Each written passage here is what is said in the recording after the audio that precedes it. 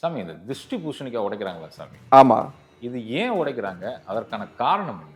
அதாவதுங்க ஐயா, நம்மளுடைய முன்னோர்கள் நம்மள சுத்தி இருக்கக்கூடிய திருஷ்டிகளை விலகுவதற்காக தாந்திரிக முறைகள்ல சில வழிமுறைகளை கொண்டு வந்தாங்க. தாந்திரிக முறையில அந்த வழிமுறையில ரொம்ப ரொம்ப முக்கியமானது பூசணிக்காவை சுத்தி போடுறது. அதாவது திருஷ்டிகளை வசியம் செய்து அதை ஒன்று இல்லாமல் சின்னாபின்னமாக ஆக்குவதற்கான ஒரு சூத்திரம் தான் பூசணிக்காய் வழிபாடு. அதாவது உங்களுடைய இல்லத்திலேயோ நீங்க செய்யக்கூடிய தொழில் செய்யக்கூடிய இடத்துலையோ பூசணிக்கால கொஞ்சோண்டு குங்குமத்தை உள்ள வைத்து ₹1 காயினை உள்ள போட்டு கற்பூரத்தை ஏற்றி பாவனையில இங்க இருக்கக்கூடிய எதிர்மறை சக்திகள் அனைத்துமே இந்த பூசணிக்காயில் வந்துவிட வேண்டும் என்கின்ற பாவனை முறைகள்ல உங்களுடைய இஷ்ட தெய்வத்தை பிரார்த்தனை செய்து அமாவாசை நாட்கள்ல இரவுல சூரியன் அஸ்தமனம் ஆன பிறகு நீங்கள் அந்த பாவனை முறை மூலமாக பூசணிக்காயை சுத்தி தெருவில் நீங்கள் உடைக்கும் போது